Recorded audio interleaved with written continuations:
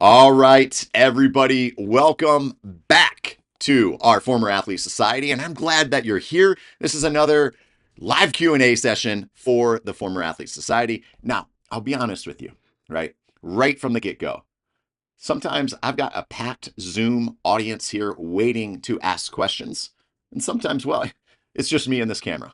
And that's the chaotic nature of our Former Athlete Society. Is listen, what takes my scheduling like the number one thing is the current athletes that I work with, right? So if it doesn't work, it doesn't work. That's how it works, right? So I have to be flexible. Now, I like to try to schedule these out at a very predictable time, but sometimes it just doesn't work that way.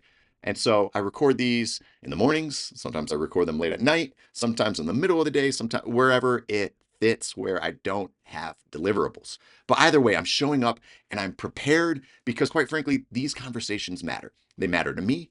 They matter to the many former athletes who are trying to keep pushing, keep growing, and keep figuring out this crazy thing that we call balance between performance, health, and life. So, if you've been in the society for a while, you know this isn't about giving you generic health advice. It's about tackling the real questions people are facing in their training, in their nutrition, in their day to day routines. And listen, I've been in this game long enough to know that the right questions can be the spark for the right breakthrough. That's why I love doing these Q&A calls. That's what makes them so special to me. So today I got 5 questions lined up, real practical, tactical questions from former athletes. Yeah, all of this, right, are real world questions that I want to make sure that I answer. But the situations here are critical. These are the things that people wrestle with. They're the things that will get them stronger, healthier, and just make sense out of all of the noise that we all tackle in our day-to-day life. So here's how we do it. I'll read the question, and then I'll give you some straight shooting answer, no fluff, no nonsense, just what works. And maybe what doesn't work as well. That's valuable too. Now, if you're watching this later on YouTube or catching the replay or watching us here on the broadcast channel, right? I want you to think of the version of yourself, you that you want to become when I try to give you some of these answers, right? And we're gonna dive into everything from energy drinks to training to life and recovery strategies, right? Here's the thing: if you listen carefully, I promise you this. I promise this. You're going to take away one thing in this call, in this video, that's going to affect your performance, right? Not tomorrow, not someday down the road. It will affect your performance today. So, that said, buckle up, right? This one's going to be a jam packed, full call video today. Let's get started with our very first question. This question, first question right from the get go: energy drinks. They're not your workout problem. They're probably your consistency problem. So this first question comes from Jessica, and Jessica's a former Athlete Society member, and she writes us this: Coach, I've been relying on energy drinks like C4, Ghost, and Bang to get me motivated and consistent in the gym. Is this sustainable, or am I setting myself up for failure down the road? Jessica, I love this question because, again, it gets to the heart of something that I see in our current athletes, in former athletes, and probably in future athletes as well. So let me just be real with you. I've got nothing against caffeine. In fact, I love my morning coffee. We've all talked about that on the show, how much I love my coffee, right? Death Wish coffee cut with a little Starbucks. Perfect, right? Um, but the issue with energy drinks is this: it's not just the caffeine, it's the reliance, it's the behavior, it's the psychology behind all of this. It's the fact that when you start tying your gym performance and your consistency, whether or not you slammed a can of liquid sugar or stimulants, then you've already lost part of the battle. And here's why: energy drinks gives you that quick hit. They light up your system. They give you your body kind of buzzing, right? You'll have a great workout, sure.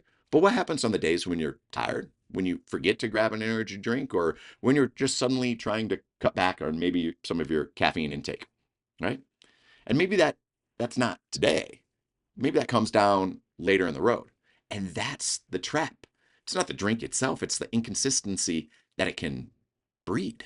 Now, does this mean that you should never drink an energy drink ever? No. But it does mean that you have to reframe how you approach them. If you use them as an occasional boost, fine. That's sure. That's fine, right? You're going to be okay.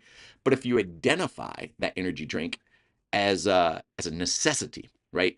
Or yourself as somebody that hinges on slamming a can of C4 energy drink before training, then I think we need to rethink things a little bit. I always tell my athletes, your habits need to be sustainable without the crutches, right? So build consistency on the things that you can control, your schedule, your environment, your preparation, all of those things.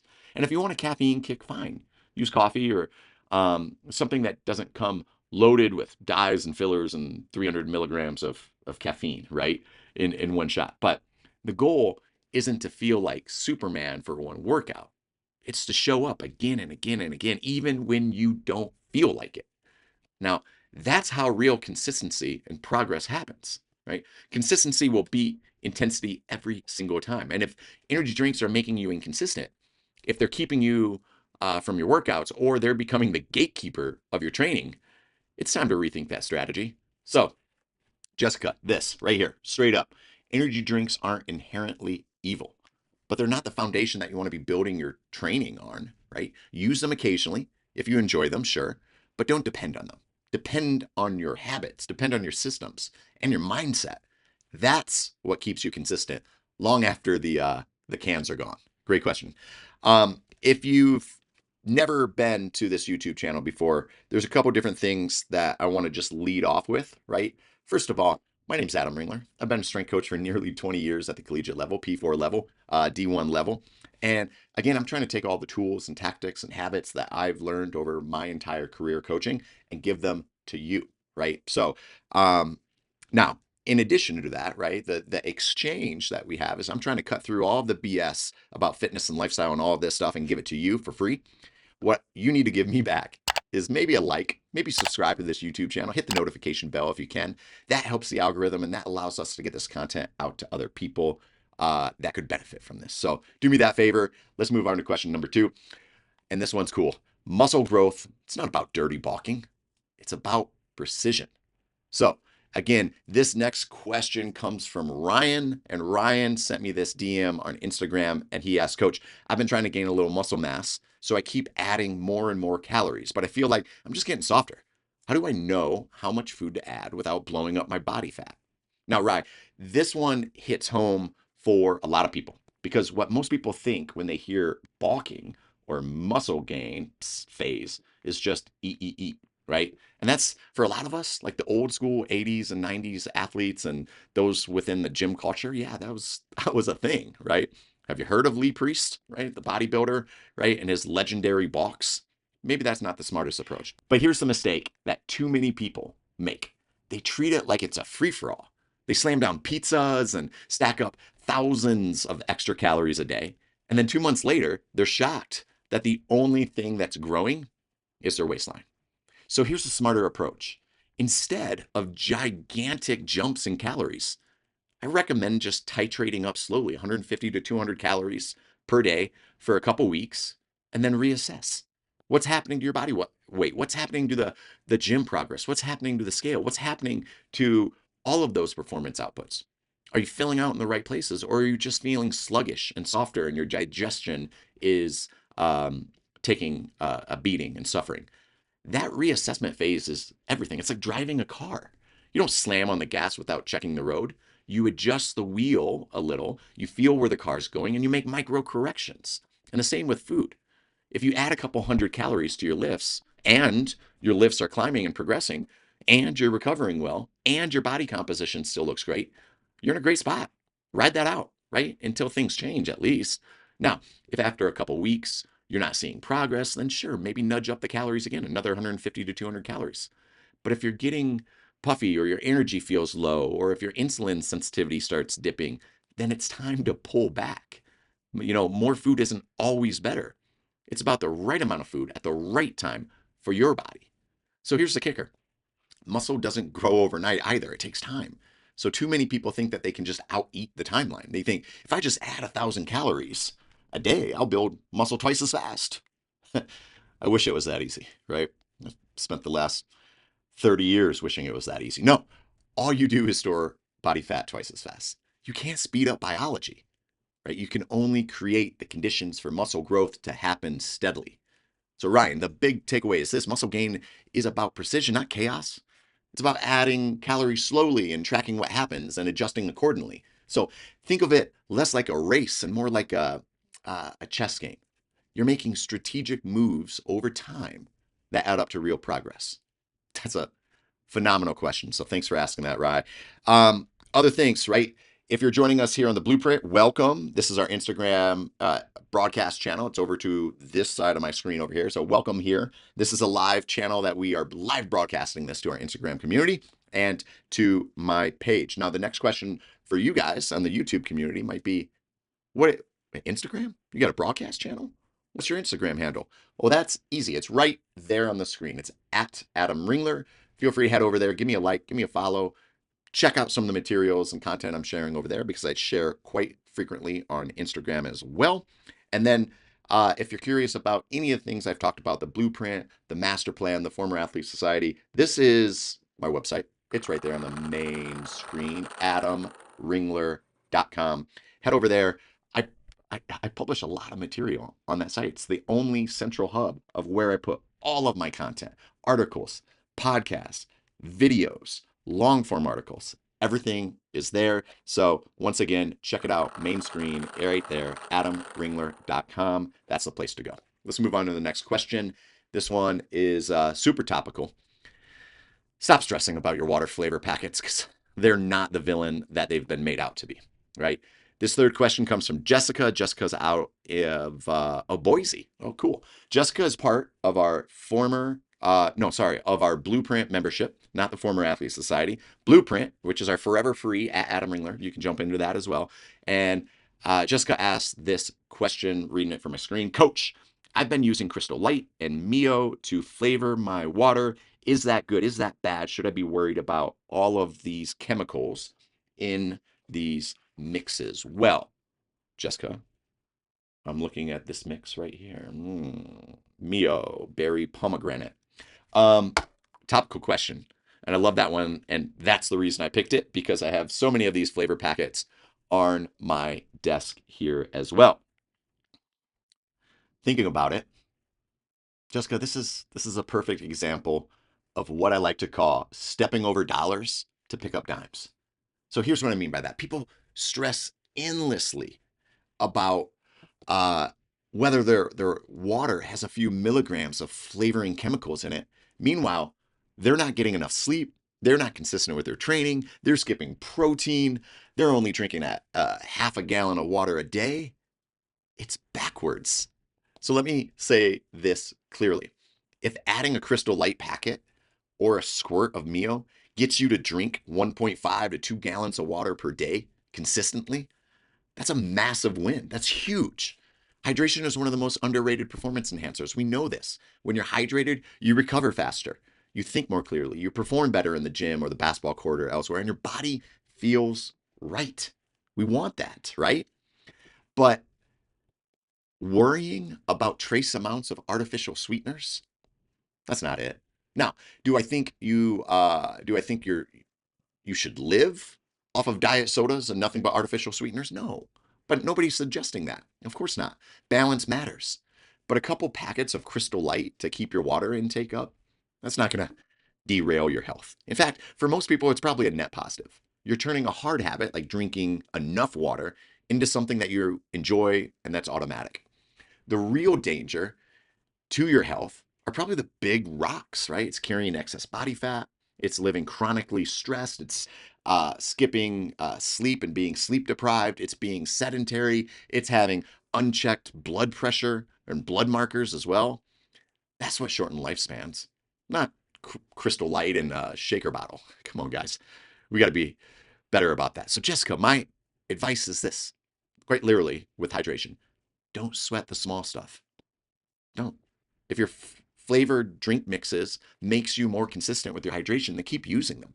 Focus on nailing those lifestyle fundamentals because those will always give you the biggest return. Love that question.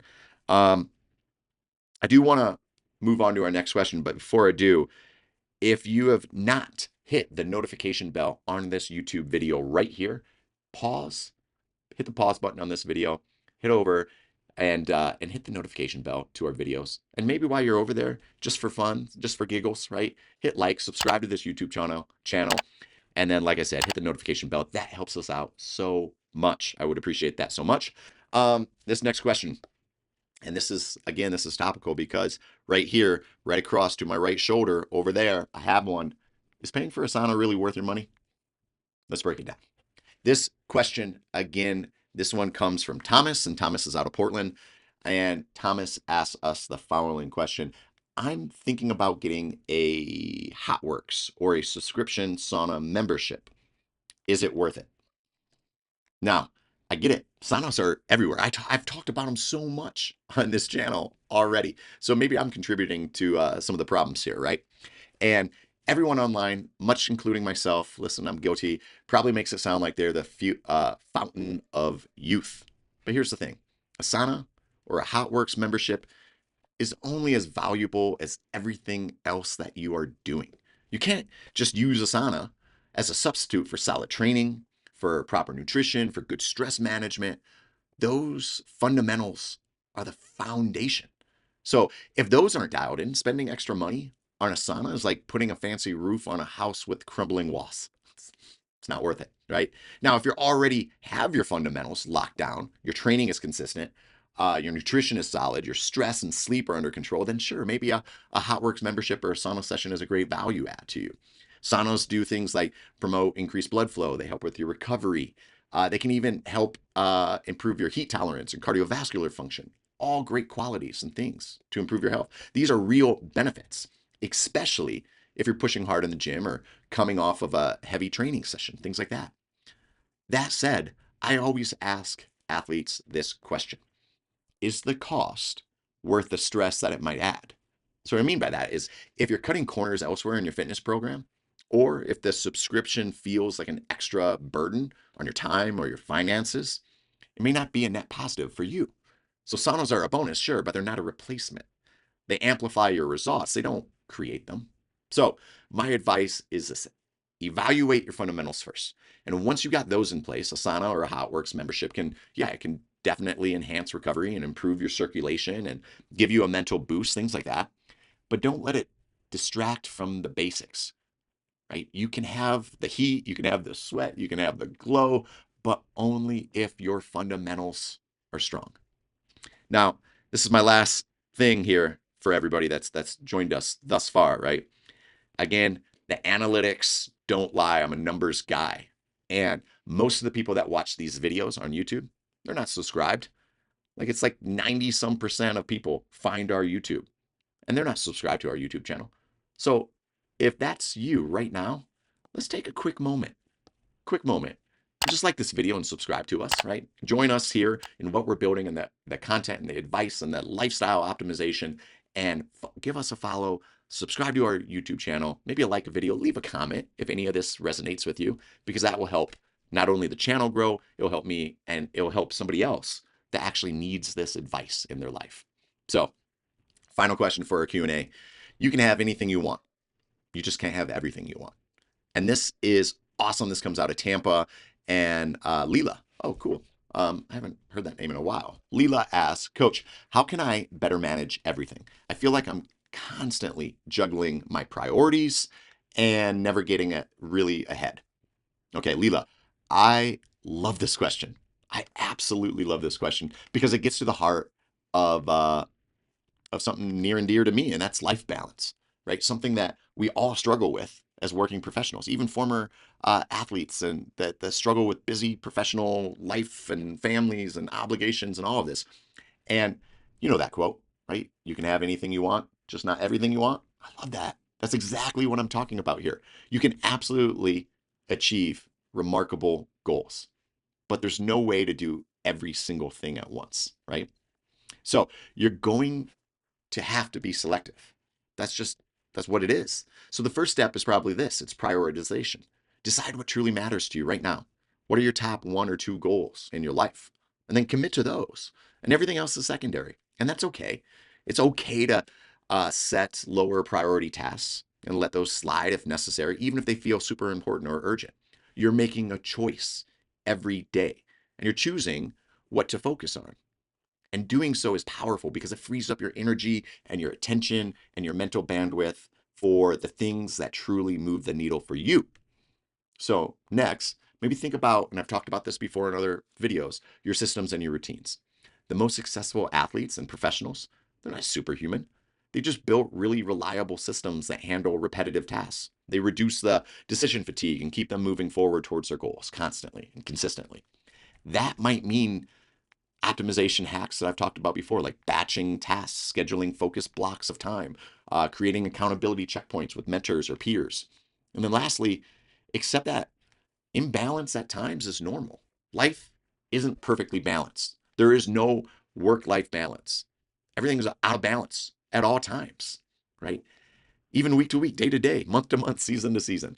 The key is alignment over time. Are your major priorities moving forward? Are you investing in your relationships, your health, your personal growth? And if the answer is yes, then you're winning, even on the days that feel the most chaotic. So, Leela, my takeaway for you, and it's simple: choose what matters to you, set up smart systems, and give yourself a little bit of grace. Focus on depth over breadth, and remember that excellence comes from sustained, deliberate effort, not spreading yourself too thin. You can have anything you want in this life, but only if you focus on the right things first. All right. Listen, I've loved this Q&A call today. I think it's been super rad and super practical and super tactical with some of the responses and some of the answers and some of the questions that this community has asked of us. And so I think we're going to wrap this up here. We covered a lot of different ground today, right? And I hope some of these answers maybe give us or give you something practical that you can take with you in your day. So things like talking about energy drinks, right? And relying on them for consistency in the gym is probably a losing strategy, right? We go in talking about titrating up calories when you're trying to build muscle, and the approach of a bulking season is sort of something we should forget about. We dug into hydration and Mio and electrolytes and Crystal Light, and if the flavoring or the artificial sugars and things in it is really bad. And quite frankly, it's not as bad as we like to think about it. We looked at things like sauna use and our sauna memberships, and if it makes sense for you, cool, right? It's all about the context and making sure that the essentials, the fundamentals are dialed in. And then lastly, we wrapped up with balance. Remember, you can have anything you want in this life, just not everything you want. So prioritize what matters, build systems around it, give yourself a little permission to let the rest of things go. Now, if you're joining us thus far, I want to thank everybody for joining me, whether you're here live, whether you're watching this on the Blueprint Instagram broadcast channel, whether you're watching it on YouTube or you're watching it on Instagram when we push out reels. I'm proud of this work, and I think this work really matters. And it's because of the community that we are building here together. So, it's about supporting each other. It's about sharing strategies. It's about staying connected as we chase excellence, both in life and in sport. So if you found any value in any of this, I'd love for you to share it with somebody that actually needs to hear it. And as always, keep sending in your questions. YouTube at adamringler.com is probably the easiest place to send it to me in email, or Instagram at this handle right here, at Adam Ringler. You can direct message me. I'm on Blue Sky, X, Twitter, etc. You name it. You can find me at Instagram, clearly. I'll keep showing up for you guys. I'll keep giving you honest, practical answers that you can use every single day. So thanks for being here. I appreciate every single one of you guys. Keep training, keep attacking it, and I'll see you soon.